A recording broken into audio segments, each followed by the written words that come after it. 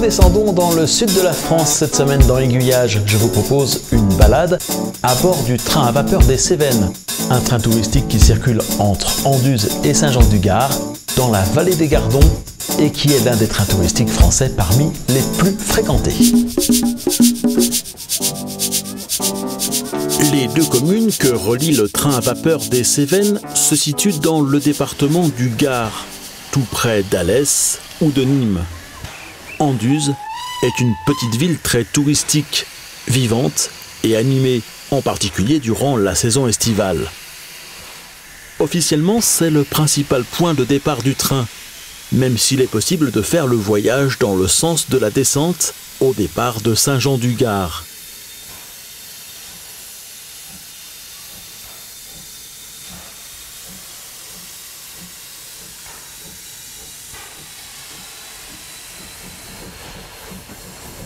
C'est l'option que nous retiendrons car les installations du train à vapeur des Cévennes s'y trouvent.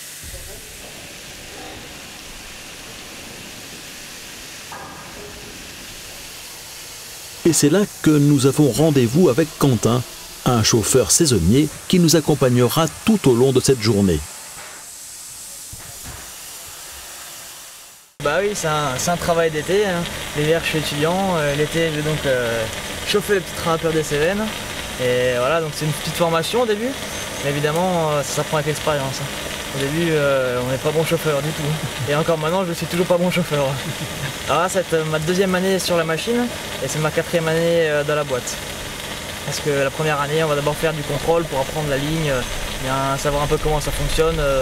Puis après, on monte en grade, entre guillemets, et puis on a le droit d'aller chauffer. J'ai commencé le 15 juin et je vais m'arrêter le 31 août pour la reprise des cours après. Mais donc les permanents, eux, vont faire ça toute l'année. Du 1er avril au 31 octobre, c'est essentiellement rouler sur la machine, chauffer. Et puis après, donc, le reste du temps, l'hiver, c'est la restauration et la rénovation. D'autant plus que cette année, on a reçu une petite machine belge qui date de 1888, une petite 030 qui était à la base un tramway pour construire des tramways. Et on va la rénover entièrement en sous-traitant le moins possible, quoi. Du train à vapeur des Cévennes, les amateurs connaissent surtout la plus grosse de ces locomotives, la 140 C27. Une machine d'abord construite pour tirer des trains d'artillerie lourde durant la Première Guerre mondiale, puis exploitée par la SNCF. Elle est aujourd'hui classée monument historique, sa puissance étant bien supérieure à celle requise pour tracter les trains entre Anduze et Saint-Jean-du-Gard. Ce n'est pas elle qui est le plus fréquemment mise en service sur la ligne.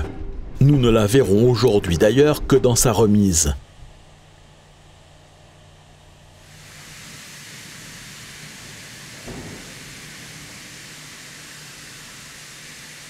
Le service sera assuré par une 040T de 1937.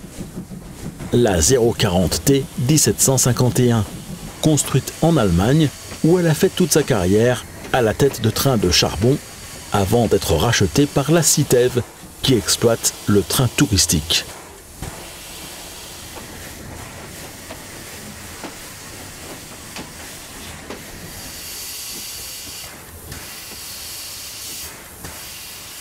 Le premier train du matin en provenance d'Anduze est assuré en traction diesel, ce qui laisse le temps aux équipes de mettre en chauffe leurs machines et de faire le plein de charbon et d'eau.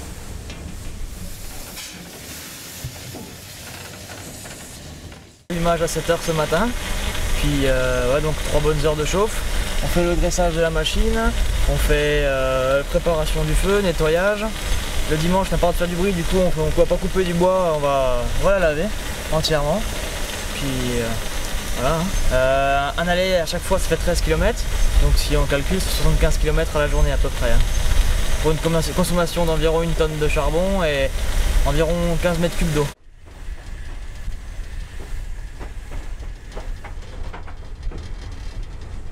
Et c'est parti pour le premier des 3 allers-retours qu'assurera notre train dans la journée.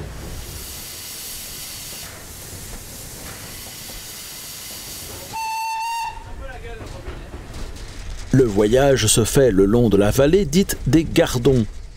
Gardons, c'est le nom que l'on donne au petit ruisseau qui coule dans les Cévennes. et dont les eaux finissent par se mêler pour former le Gard.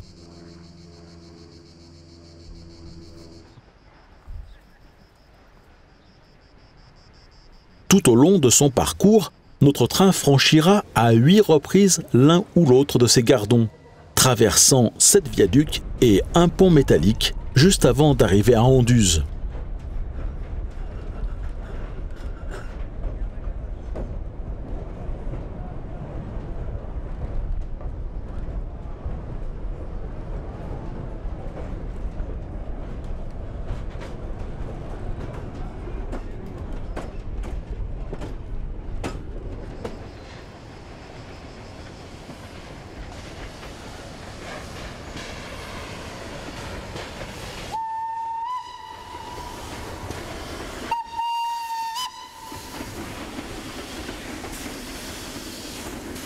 Le parcours est assez accidenté. La voie passe à plusieurs reprises d'un flanc à l'autre de la vallée. 4 tunnels ont même dû être creusés pour lui permettre de poursuivre son chemin.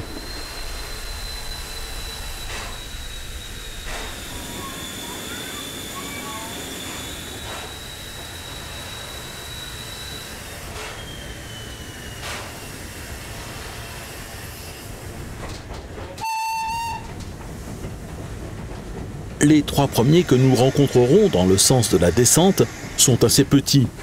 Le 4e, en revanche, est beaucoup plus conséquent. C'est le tunnel d'Anduze. Il mesure 833 mètres de long et est en courbe.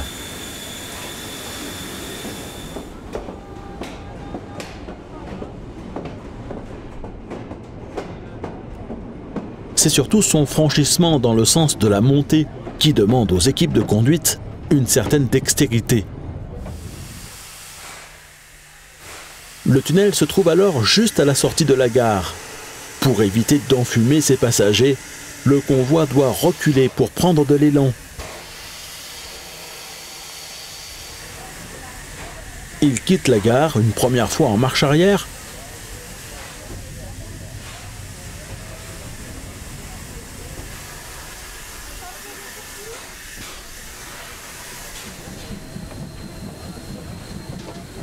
avant de la traverser à pleine vitesse en marche avant.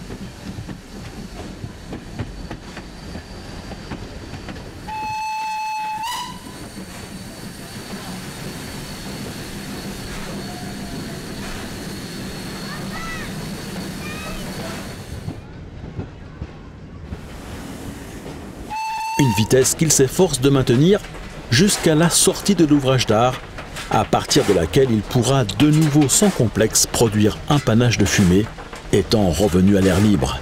C'est ça, voilà, donc on a le bout, quand on fait l'allée Saint-Jean-du-Gard-Anduze, c'est que de la descente. Donc là, c'est pas trop le but du jeu, c'est d'avoir un beau talon, d'avoir il faut quand même que le feu soit chaud. Hein, parce que après, à Anduze, on a le tunnel, il faut pas que ça fume, du coup, il faut avoir préparé un minimum son feu, il faut que ça ait un état particulier.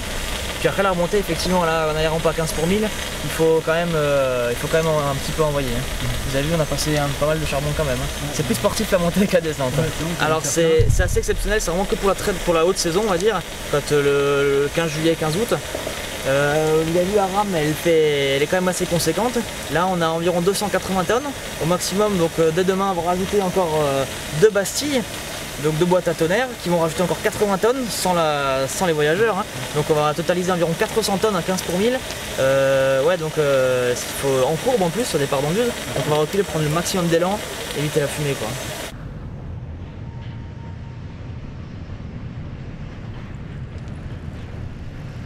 Peu après Anduze, le train s'arrête à la Bambouzeraie, un jardin exotique créé en 1856 dont la visite peut se combiner à la balade en train.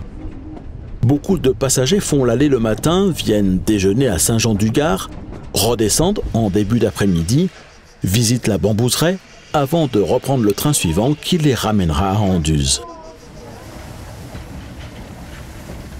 La ligne d'Alès à Anduze, en passant par Saint-Jean-du-Gard, a été inaugurée en 1909. C'est une antenne du PLM destinée à desservir les industries de la vallée, et notamment les soieries du Gard.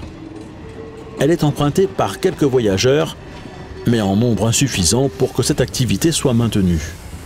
Ce trafic s'arrête avec la Seconde Guerre mondiale.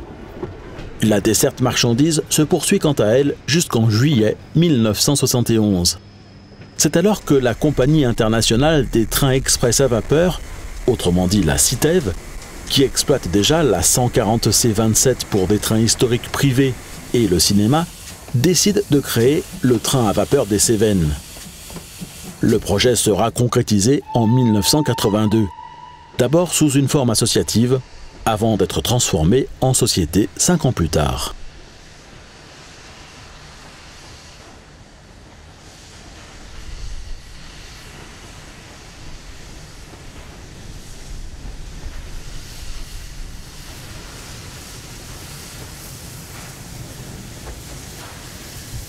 Aujourd'hui, le train à vapeur des Cévennes est l'un des trains touristiques les plus fréquentés en France.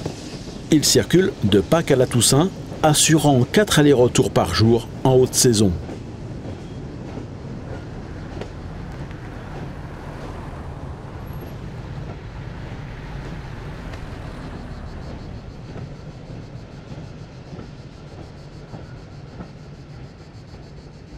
Alors qu'un autre dimanche passé sur la ligne s'achève, le dernier train de la journée s'apprête à redescendre à Anduze. Il sera assuré en traction diesel, de façon à laisser à l'équipe du train à vapeur le temps de souffler un peu, mais surtout de nettoyer la chaudière de la locomotive en vue d'une nouvelle journée d'exploitation demain.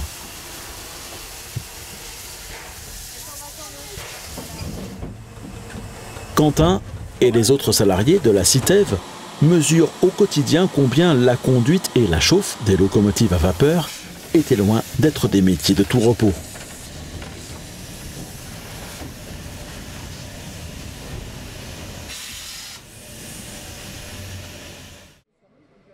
La semaine prochaine dans Aiguillage, PK 149, le réseau d'exposition d'Éric et Antoine Limousin, présenté au Rama à Sedan l'automne dernier.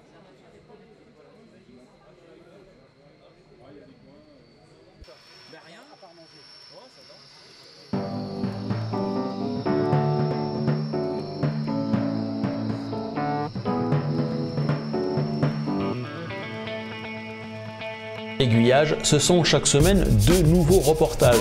Les clips du lundi alternent en début de semaine avec les images des aiguillonautes. Et en fin de semaine, je vous propose un reportage plus conséquent dédié au modélisme ferroviaire en début de mois et au patrimoine ou au tourisme ferroviaire le dernier vendredi. Pour être sûr de ne rater aucun des prochains épisodes, abonnez-vous à la chaîne YouTube d'Aiguillage et à sa newsletter que vous trouverez sur le site www.aiguillage.eu. Et pour m'aider à continuer à vous proposer chaque semaine de nouveaux reportages tournés aux 4 coins de l'Europe francophone, devenez un aiguillonaute VIP. Pour un montant laissé à votre libre appréciation, vous accéderez à une version sans publicité des reportages d'Aiguillage et à la possibilité de les télécharger en haute définition.